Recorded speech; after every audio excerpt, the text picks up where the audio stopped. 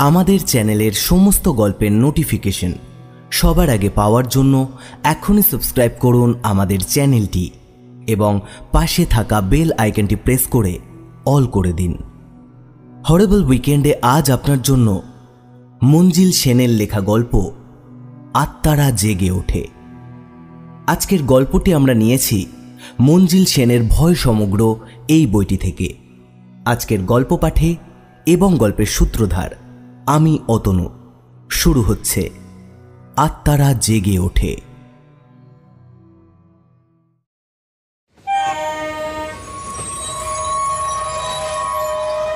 হাজারিবাগের আগেই ট্রেন থেকে নেমে পড়ল আনন্দ।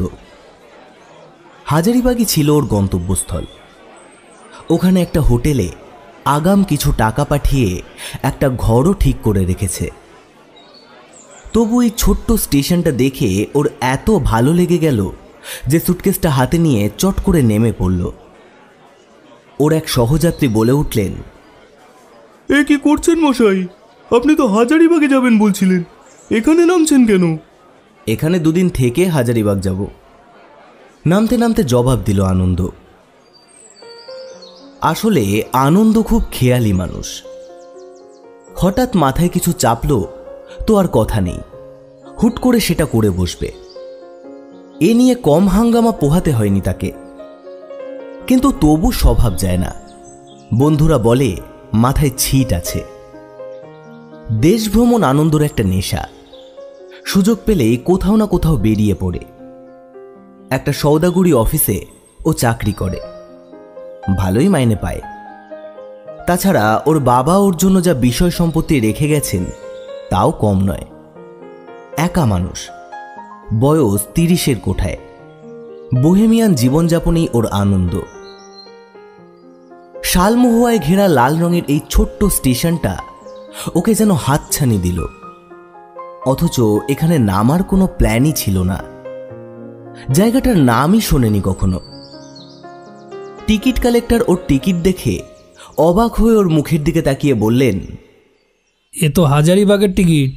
হ্যাঁ। আনন্দ ঘাড় দোলালো। হঠাৎ এখানে নামার ইচ্ছে হলো, নেমে পড়লাম। এখান থেকে নিশ্চয়ই হাজারিবাগ যাবার বাস আছে। তা আছে। টিকিট কালেক্টর বললেন, এখানে দুদিন কাটিয়ে চলে যাব। হোটেল টোটেল আছে তো? হ্যাঁ, তা আছে। রিক্সাওয়ালাকে বলুন নিয়ে যাবে। টিকিট কালেক্টর আর কথা বাড়ালেন না। আনন্দকে পাশ কাটিয়ে নিজের কাজে চলে গেলেন। স্টেশনের বাইরে কয়েকটা সাইকেল রিক্সা চোখে পড়ল আনন্দর।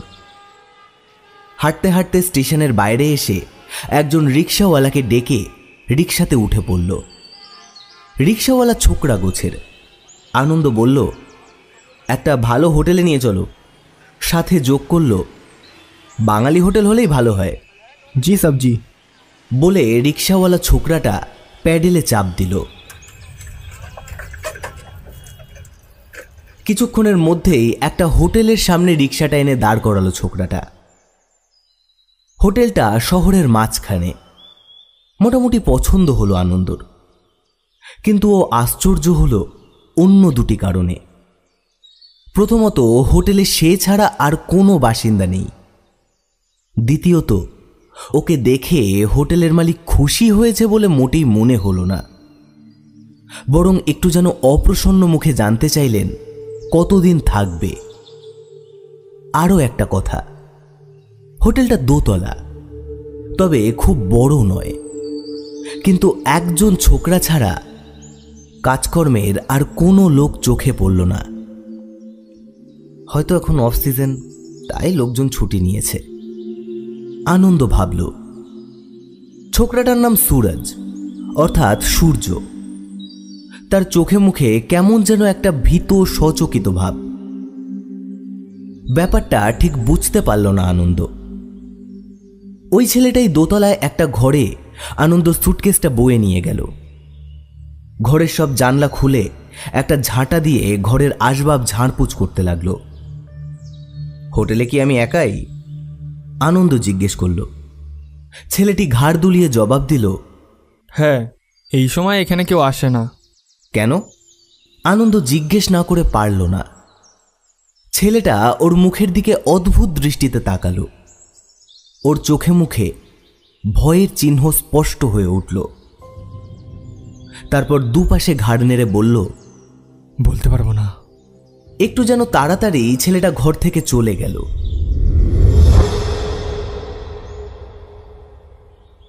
আনন্দ এখানে এসেছিল সকালবেলা।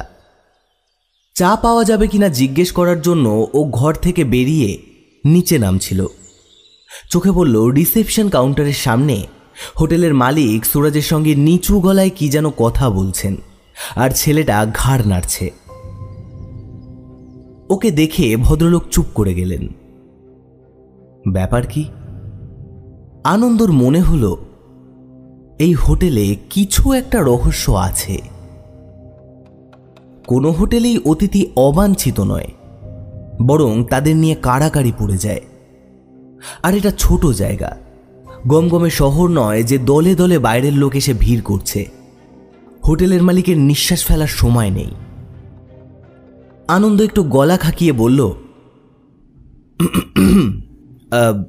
একটু চা পাওয়া যাবে? আনন্দর প্রশ্নের জবাবে হোটেল মালিক বললেন, অবশ্যই স্যার, আপনি রুমে যান, আমি সুরাজকে দিয়ে ওপরে চা পাঠিয়ে দিচ্ছি। আনন্দ আর কোনো কথা না বলে নিজের রুমে চলে গেল। একটু পরেই ছেলেটা চা নিয়ে এলো, সঙ্গে টোস্ট, অমলেট আর একটা পাকা কলা। ওগুলো টেবিলে সাজিয়ে রাখতে রাখতে সুরাজ একবার আর চোখে তাকালো আনন্দর মুখের দিকে।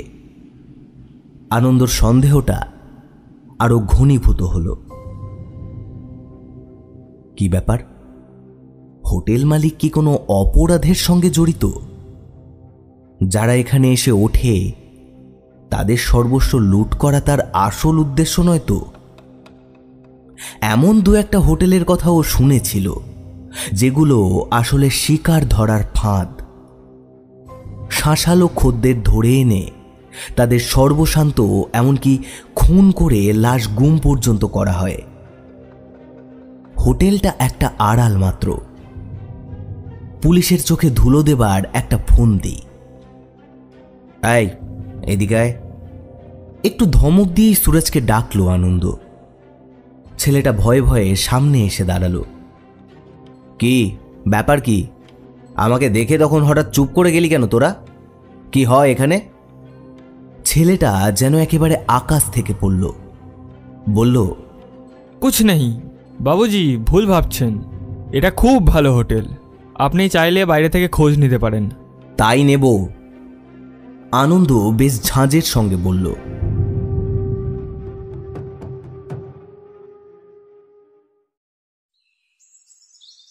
চা পর্ব শেষ করে স্নান করে নিল আনন্দ।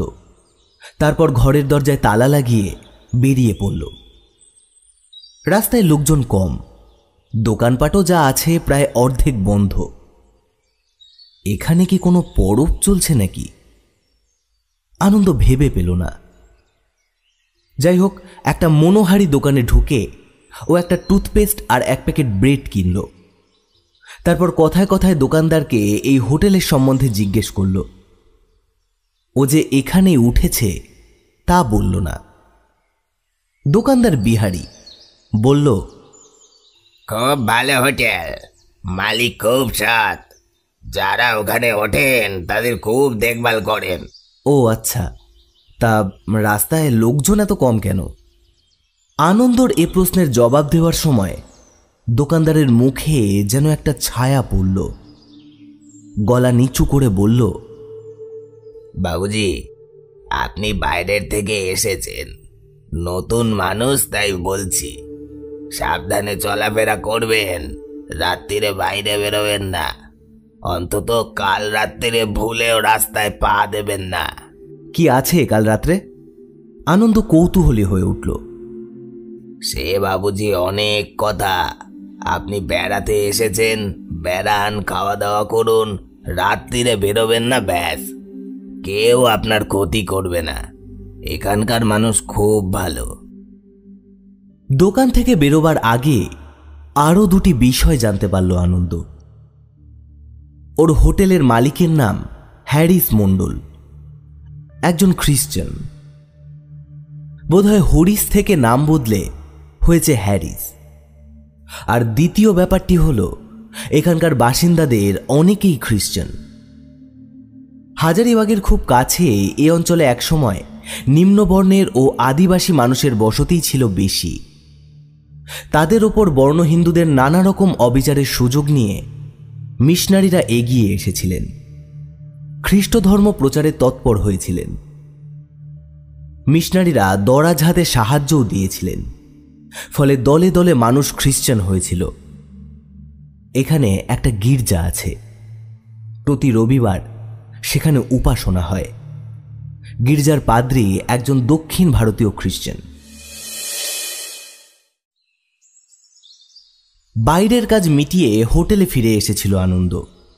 দুপুরে খাওয়া দাওয়াটা মন্দ হলো না, তবে একটু মোটা চালের ভাত, মুসুরির ডাল, আলু ভাজা আর রুই মাছের ঝোল। মাছের পিসটা বেশ বড়। হোটেল মালিক ওকে বললেন, এখন তো সিজন নয়, হোটেলে লোকজন নেই, তাই শুধু একজনের জন্য ব্যবস্থায় একটু ত্রুটি থেকে যাচ্ছে। আপনি আমাদের মার্জনা করবেন স্যার, আমরা গভীরভাবে দুঃখিত। আনন্দর মনে হলো ওর সন্দেহ বোধহয় অমূলক। হোটেল মালিক সম্বন্ধে যা ভেবেছিল তা ঠিক নয়, তবে এখানে কিছু একটা গোলমাল আছে। কেউ তা মুখ ফুটে বলতে চাইছে না। একটা চাপা আতঙ্কে যেন ভুগছে এখানকার মানুষ। দুপুরে একটু বিছানায় গড়িয়ে নিয়ে বিকেলে আবার বেরিয়ে পড়ল আনন্দ। জায়গাটা কিন্তু বেশ সুন্দর, চারিদিকে সবুজ বনানী, অদূরে স্পষ্ট দেখা যাচ্ছে পাহাড়ের রেখা। একটা নদীও বয়ে চলেছে শহরের গা ঘেঁষে। আদিবাসী মানুষও বেশ কিছু চোখে পড়ল আনন্দর। অধিকাংশের গলায় ঝুলছে খ্রিস্টান ধর্মের প্রতীক ক্রুশ। গির্জাটা শহরের ঠিক মাঝখানে নয়, উত্তর পশ্চিম কোণে। হাঁটতে হাঁটতে আনন্দ সেদিকে গেল। অনেক দিনের পুরনো গির্জা, নুড়ি বিছানো অঙ্গন। গেট থেকে সার সার মন্দির ঝাউ শোভা বাড়িয়েছে। ওটার লাগোয়া বেশ অনেকটা জমি নিয়ে কবরখানা, পাঁচিলে ঘেরা। যদিও পাঁচিলের অনেক জায়গায় এখন ভেঙে পড়েছে, এখানে ওখানে ফোকর চোখে পড়ে। আনন্দ ভেতরে ঢুকল। বেদির ওপর সারি সারি সব প্রস্তর ফলক। ফলকে মৃত ব্যক্তির নাম, সংক্ষিপ্ত পরিচয়, জন্ম ও মৃত্যুর তারিখ খোদাই করা। মনোহারি দোকানের সেই লোকটির কথাই ঠিক। যতগুলো নাম ও পড়ল, সবার শেষেই ভারতীয় পদবী, স্যামুয়েল হোর, নীল হেমব্রেম ইত্যাদি। ওখানে দাঁড়িয়ে ও যখন চারিদিকে চোখ বোলাচ্ছিল, তখন সূর্যের শেষ রশ্মি ম্লান আভা ছড়িয়ে বিদায় নিচ্ছে। একটা হিমেল হাওয়ায় আনন্দ শরীরটা কেঁপে উঠল। অন্ধকার ঘনিয়ে আসছে, চারিদিকে মৃত্যুর নিস্তব্ধতা। ওইসব বেদির তলায় কফিনের মধ্যে সমাহিত রয়েছে পাশাপাশি সব মৃতদেহ। একটা কেমন যেন অশরীরী পরিবেশ। আনন্দ রীতিমতো সাহসী, তবু ওর বুক কেঁপে উঠল। তাড়াতাড়ি সেখান থেকে বেরিয়ে পড়ল আনন্দ। জীবিত মানুষের সান্নিধ্যই ওর কাছে অনেক বেশি কাম্য। হোটেলে ফেরার প্রায় সঙ্গে সঙ্গেই সুরাজ চা নিয়ে এলো, আর একটা রেকাবিতে হালুয়া। হোটেলের মালিক সূর্যর পিছন পিছন ঘরে ঢুকলেন, বললেন, সকাল থেকে আপনার সঙ্গে ভালো করে কথাই হয়নি, তাই আলাপ করতে এলাম। কথায় কথায় আনন্দ জানতে পারল ভদ্রলোকের বাবা অল্প পুঁজি নিয়ে এখানে এসে ব্যবসা শুরু করেছিলেন। তাদের আদি নিবাস হুগলি জেলার সিঙ্গুরে। জ্ঞাতি গোষ্ঠীরা এখনও সেখানে আছেন। বাড়িঘর, জমিজমার অংশও আছে, তবে সেসব এখন প্রায় বেদখল। 2-3 বছর অন্তর ভদ্রলোক একবার সেখানে ঘুরে আসেন। স্ত্রীর বাপের বাড়ি বর্ধমান, একমাত্র মেয়েরও বিয়ে দিয়েছেন বর্ধমানে। জামাইয়ের কাপড়ের ব্যবসা, বাড়িঘর ছাড়াও ধান জমি আছে, অবস্থা ভালো। গত 2 বছর ধরে ভদ্রলোকের স্ত্রী কঠিন অসুখে ভুগছেন। আনন্দ এ সময় হঠাৎ এখানে বেড়াতে এলো কেন, এ প্রশ্নের জবাবে একটু হেসে কিভাবে হঠাৎ এখানে নেমে পড়েছিল তা বলল আনন্দ। সবই ঈশ্বরের ইচ্ছে। একটু দার্শনিকভাবে বললেন হোটেলের মালিক। নইলে কেন ঠিক এই সময় আপনি এখানে এলেন? কি ব্যাপার বলুন তো? আনন্দ এবার নিজেকে আর সংযত রাখতে পারল না। এখানে আসার পর থেকেই লক্ষ্য করছি কি একটা ব্যাপার যেন আমার কাছে চেপে যাওয়া হচ্ছে। শুধু হোটেলেই নয়, বাইরেও দু একজনের সঙ্গে কথা বলে দেখেছি। এ ব্যাপারে সবাই যেন মুখে কুলু পেটে রয়েছে। হোটেল মালিক একটু চুপ করে থেকে বললেন, আপনি আরও 2-3 দিন থাকুন, সব জানতে পারবেন। তবে কাল রাতটা পার হতে দিন, তার আগে দয়া করে কিছু জানতে চাইবেন না। আপনি বাঙালি, এখানে এসে আপনি বিপদে না পড়েন সেটা দেখা আমার নৈতিক কর্তব্য। রাত্রে শুধু ভাত আর মাংস, বড় একটা বাটি ভর্তি করে পাঁঠার মাংস দিয়েছে হোটেলের মালিক। বেশ ভুরিভোজ করে শুয়ে পড়ল আনন্দ। এক ঘুমে রাত কাবার হয়ে গেল। আনন্দ আলস্য ভরে আরও কিছুক্ষণ শুয়ে রইল। তারপর উঠে মুখ ধুয়ে চায়ের প্রত্যাশায় কিছুক্ষণ অপেক্ষা করে সুরাজকে ডাকতে যাবে, এমন সময় হোটেল মালিক নিজেই একটা ট্রে করে চা নিয়ে ঘরে ঢুকলেন। কি ব্যাপার আপনি? আনন্দ একটু অবাক হয়ে জিজ্ঞেস করল। সুরাজ কাল রাত্রেই ওর বাবা মায়ের কাছে গেছে, আজ আর আসবে না। তবে তো আপনার খুব মুশকিল হলো। আনন্দ একটু অপ্রস্তুত বোধ করল। না, মুশকিল কিসের? আপনি তো একজন মাত্র বোর্ডার, তা আমার অভ্যেস আছে। চা খাওয়া শেষ করে আনন্দ স্নান সেরে নিল। তারপর জলখাবার সেরে বেরোবে, এমন সময় হোটেল মালিক পিছন থেকে ডেকে বললেন, একটা কথা মজুমদারবাবু, আজ তাড়াতাড়ি ফিরবেন, আর এদিক ওদিক বেশি যাবেন না। কেন বলুন তো? আপনাকে তো বলেইছি এখন কিছু জানতে চাইবেন না, আপনার ভালোর জন্যই বলছি। ঠিক আছে। আনন্দ বেরিয়ে পড়ল। আশ্চর্য, আজ সকাল থেকেই পথঘাট যেন শুনশান। যে 2-4 জন পথে বেরিয়েছে তাদের যেন ভীষণ তাড়া। কাজ শেষ করে তাড়াতাড়ি বাড়ি ফিরতে তারা যেন ব্যস্ত। হাঁটতে হাঁটতে আবার সেই গির্জার কাছে এসে পড়ল আনন্দ। গির্জার যিনি যাজক তিনি গেটের সামনে দাঁড়িয়েছিলেন। আনন্দ আগেই শুনেছিল ফাদার জোসেফ দক্ষিণ ভারতের মানুষ, এখানে অনেক বছর আছেন। গায়ের রং বেশ কালো, চুলদাড়ি সব সাদা। আনন্দ ভদ্রতার খাতিরে বলল, good morning father. Good morning my son. তারপর ভ্রু কুচকে বললেন, চিনতে পারলাম না তো। আমি এখানে থাকি না, বেড়াতে এসেছি। আচ্ছা, কবে এসেছো? গতকাল। বাহ, তা কোথায় উঠেছো? আনন্দ হোটেলের নাম বলল। I C. ফাদার বললেন, হ্যারিসের হোটেল। তা সে তোমাকে কিছু বলেনি? হ্যাঁ, তাড়াতাড়ি ফিরতে বলেছিলেন। Yes, right. তুমি হোটেলে ফিরে যাও মাই সন। আজ দিনটা ভালো নয়, সন্ধ্যের পর বাইরে বেরিও না, নেভার। কিন্তু ব্যাপারটা কি ফাদার? আনন্দ অনেকটা অধৈর্য কণ্ঠে বলল। কেউ আমাকে খুলে বলছে না, যেন আজ ভয়ানক কিছু একটা ঘটতে চলেছে, কিন্তু সেটা কি কেউ বলছে না। ঠিক তাই। ফাদার গম্ভীর মুখে বললেন, প্রতি বছর এই তারিখে রাত 12টার পর ভীষণ এক কাণ্ড ঘটে। কেউ এদিন সন্ধ্যের পর বাইরে থাকে না, দরজা জানলা এঁটে প্রার্থনা করে। তুমি ফিরে যাও মাই সন, মে গড ব্লেস ইউ। তিনি আর কথা না বলে ঘুরে দাঁড়ালেন। তারপর ধীরপদে ভেতরে চলে গেলেন। আনন্দ কয়েক মুহূর্ত হতভম্বের মতো দাঁড়িয়ে রইল, তারপর ফিরে চলল। কবরখানার পাশ দিয়েই ওকে হাঁটতে হচ্ছিল। কবরখানার ভেতর আর একবার ঢু মারবার খুব ইচ্ছে হচ্ছিল ওর, কিন্তু ইচ্ছেটাকে ও দমন করল। আসলে কবরখানা সম্বন্ধে ওর কৌতূহল বরাবরই একটু বেশি। কলকাতার সব কবরখানা ওর ঘোরা হয়ে গেছে। সমাধিস্তম্ভের সামনে দাঁড়িয়ে বেদিতে বা ফলকে খোদাই করা মৃতের নাম পরিচয় পড়তে পড়তে ওর বিচিত্র এক অনুভূতি হয়। কবে কখন কোথাকার এক মানুষ এখানে এসে মাটির তলায় চির শান্তির নিদ্রায় শুয়ে আছে, এ কথা ভাবতে রোমাঞ্চিত হয় ওর শরীর।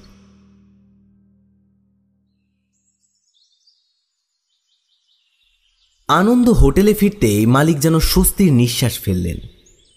সুরাজ নেই, রান্নার ঠাকুরও অসুস্থ হয়ে বিছানা নিয়েছে। তিনি বেশ ফাপড়েই পড়েছেন মনে হলো। তবে হোটেলে ও ছাড়া দ্বিতীয় কেউ নেই, তাই একাই সামাল দিচ্ছেন। নিজেই রান্না করেছেন, ডাল, ভাত, বেগুন ভাজা আর পাবদা মাছের ঝোল। আনন্দ খেয়ে দেখল পাকা হাতের রান্না। দুপুরে খাওয়া দাওয়ার পর একটা ঘুম দিল আনন্দ।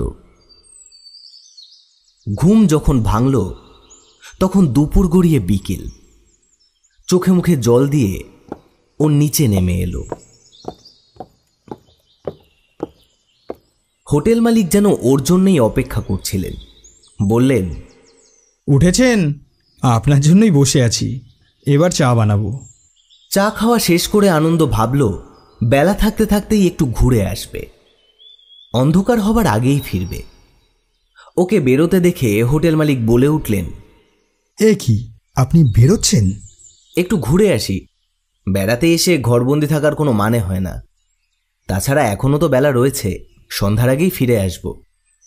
তারপরে মুচকি হেসে বলল, আপনাদের সেই ভয়ঙ্কর ঘটনা রাত 12টার আগে তো শুরু হয় না। আপনাকে এ কথা কে বলেছে? হোটেল মালিক জিজ্ঞেস করলেন। কেন, আপনাদের পাদ্রী সাহেব? আনন্দ জবাব দিল। ও, ফাদার জোসেফের সঙ্গে আপনার দেখা হয়েছে? হ্যাঁ, তিনিও আমাকে সন্ধ্যের পর বাইরে থাকতে মানা করে দিয়েছেন। কি যে আপনাদের ব্যাপার স্যাপার কিছুই মাথায় ঢুকছে না। যাই হোক, বেলা থাকতে থাকতে একটা চক্কর দিয়ে আসি। হোটেল মালিক মুখে কিছু বললেন না, কিন্তু তার চোখমুখী বলে দিল যে তিনি আনন্দর এই চক্কর দেওয়াটা মোটেই পছন্দ করছেন না।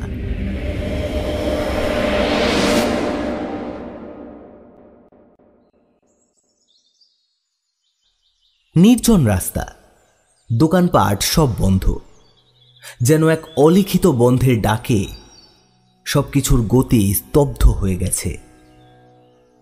কিছু কিছু বাড়ির সদর দরজায় ক্রুশবিদ্ধ যিশুর মূর্তি চোখে পড়ল আনন্দর।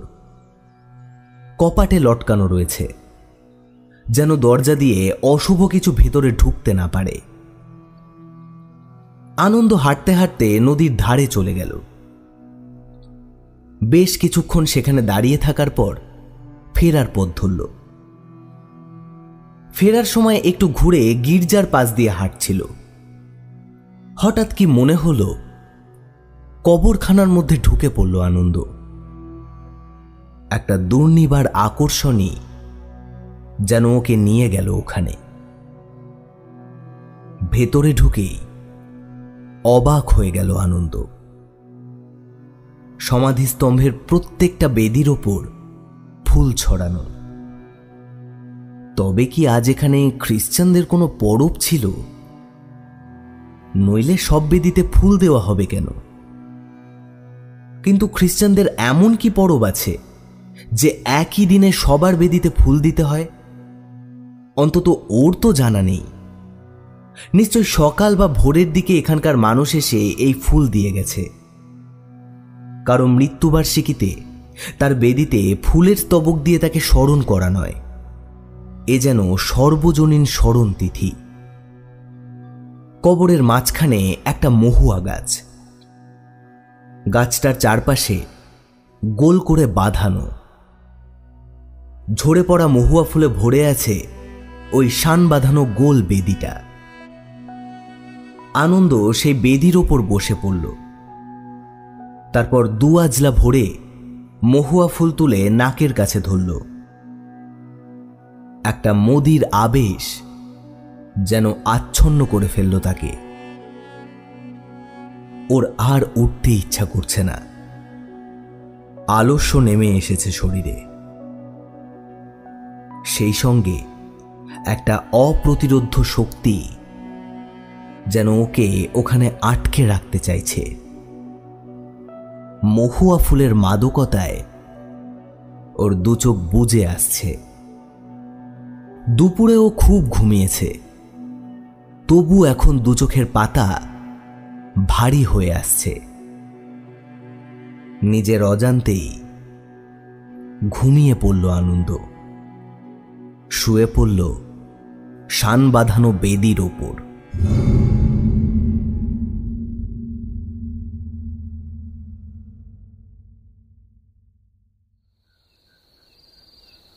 যখন ঘুম ভাঙল চারিদিকে তখন ঘুটঘুটে অন্ধকার।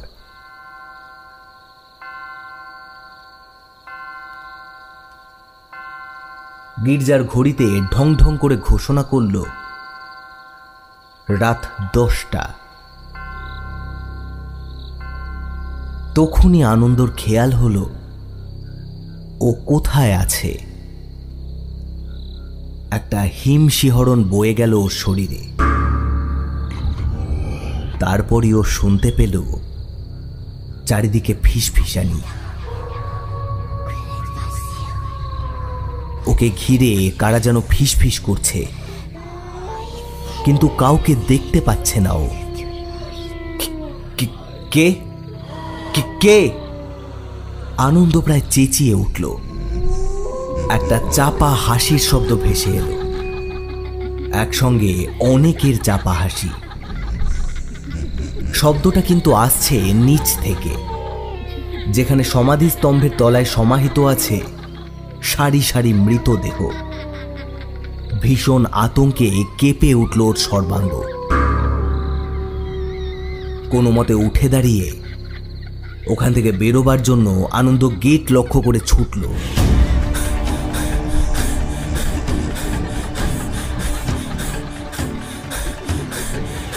কিন্তু অন্ধকারে একটা বেদিতে হোঁচট খেয়ে হুমড়ি খেয়ে পড়ে গেল মাটিতে।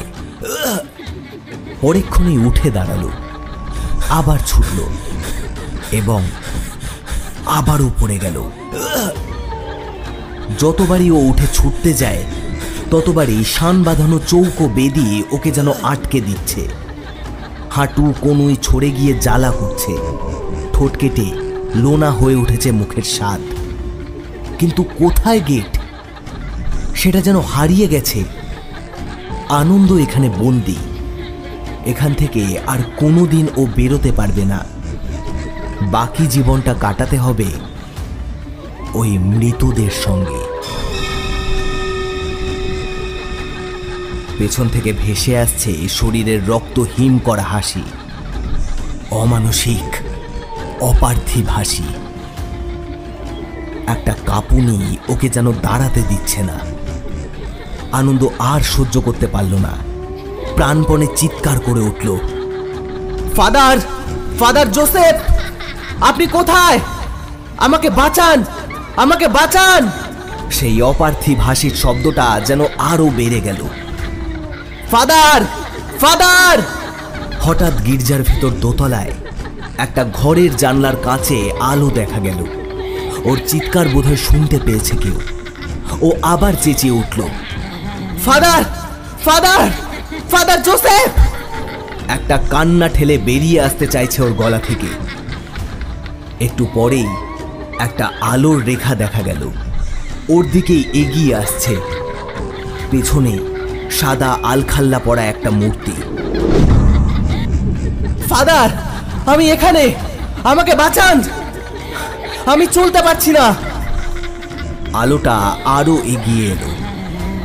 ফাদার জোসেফ ওর সামনে এসে দাঁড়ালেন।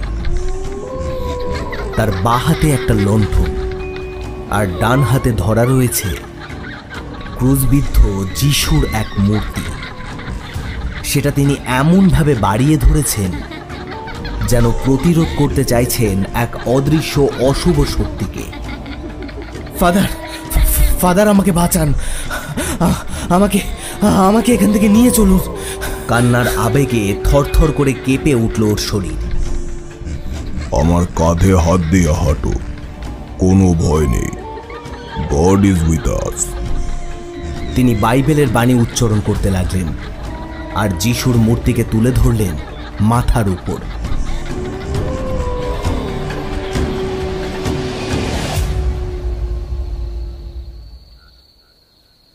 হঠাৎ যেন মন্ত্র বলে কবরখানার সব কিছু শান্ত হয়ে গেল। ফাদার জোসেফ আনন্দকে দোতলায় তার নিজের ঘরে নিয়ে গেলেন। ওকে একটা চেয়ারে বসিয়ে তিনি এক পেয়ালা দুধে খানিকটা ব্র্যান্ডি ঢেলে ওর সামনে ধরলেন, বললেন, এটা খেয়ে নাও। আনন্দ এক চুমুকে পেয়ালাটা নিঃশেষ করল। অনেকটা চাঙ্গা মনে হলো নিজেকে।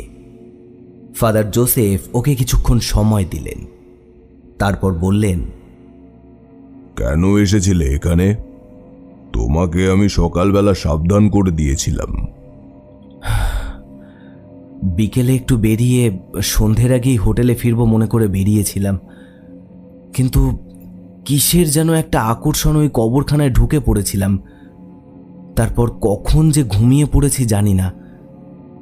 যখন ঘুম ভাঙল, বুঝেছি, বললেন ফাদার জোসেফ, অশুভ শক্তি তোমাকে ওখানে টেনে এনেছিল। খুব বেঁচে গেছো তুমি। রাত 12টার পরেই ওরা জাগতে শুরু করে। কারা ফাদার? ফাদার জোসেফ কয়েক মুহূর্ত চুপ করে রইলেন, তারপর বললেন, প্রতি বছর এই তারিখে রাত 12টার পর ওই কবরখানায় মৃত ব্যক্তিদের আত্মারা কবর থেকে উঠে আসে, সারা শহর জুড়ে তাণ্ডব চালায়। তাই সন্ধ্যের পর থেকে দরজা জানলা এঁটে বসে থাকে সবাই, প্রার্থনা করে। তাই কি কবরখানায় অত ফুল? হ্যাঁ। ফাদার জোসেফ ক্লান্ত কণ্ঠে জবাব দিলেন, এখানকার মানুষেরা আজকের তারিখে কবরখানার সমাধিস্তম্ভে ভোরবেলা এসে ফুল দিয়ে যায়। কিন্তু কেন এমন হয়? ফাদার জোসেফ সঙ্গে সঙ্গে জবাব দিলেন না, একটু সময় নিলেন, তারপর মৃদু কণ্ঠে বললেন, আজ থেকে অনেক বছর আগে আমি তখন প্রথম এখানে এসেছি, বয়সে নবীন, কাজ করবার অদম্য উৎসাহ। গ্রাম থেকে গ্রামান্তরে গিয়ে আমি যিশুর বাণী প্রচার করি, অবহেলিত মানুষকে দীক্ষিত করি খ্রিস্ট ধর্মে। এই অঞ্চলের কিছু মানুষকে এভাবে আমি দীক্ষিত করেছিলাম। তখন জানতাম না তারা ছিল অসৎ, লোভী, নিষ্ঠুর। তাদের মধ্যে কয়েকজন খুনিও ছিল। আইনের হাত থেকে বাঁচবার জন্য তারা সাধু সেজেছিল, খ্রিস্টান হয়েছিল।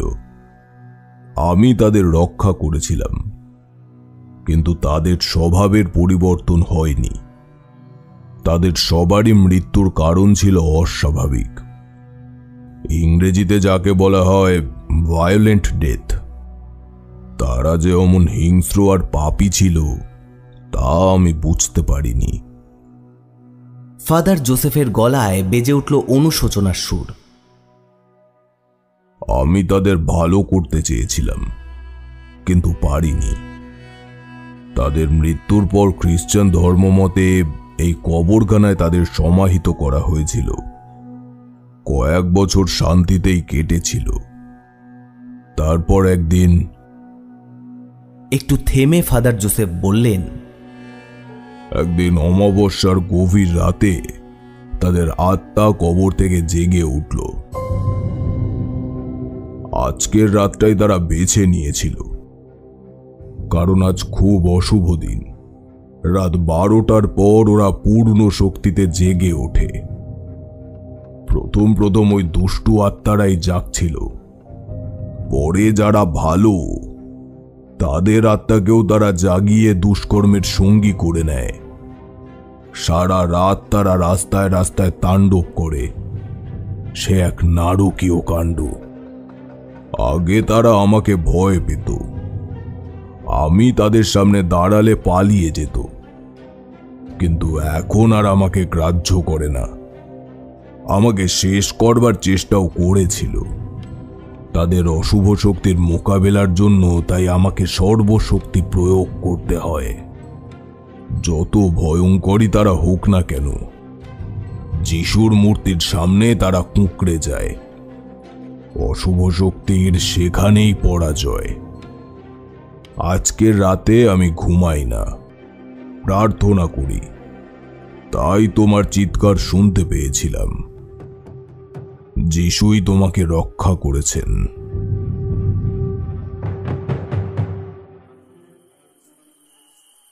ফাদার জোসেফ চুপ করলেন। ঘরের মধ্যে নেমে এলো এক অখণ্ড নিস্তব্ধতা। কতক্ষণ এভাবে ছিল আনন্দর হুঁশ নেই। হঠাৎ ও ভীষণ চমকে উঠল। বাইরে থেকে ভেসে আসছে হুল্লোড়, রক্ত হিম করা একটা শব্দ, হিংস্র উল্লাস। ওরা জেগেছে, ফাদার জোসেফ মৃদু কণ্ঠে বললেন। এসো, আমরা প্রার্থনা করি।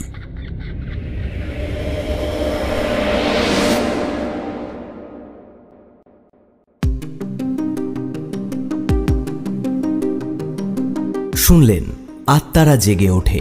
রচনা মঞ্জিল সেন।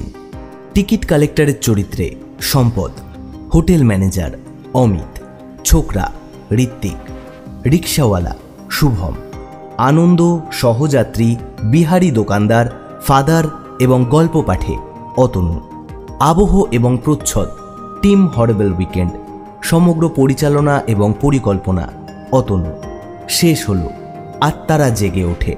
আমরা আবার ফিরে আসব নতুন কোনো গল্প নিয়ে। ততক্ষণ ভালো থাকুন, সুস্থ থাকুন আর শুনতে থাকুন হরেবল উইকেন্ড।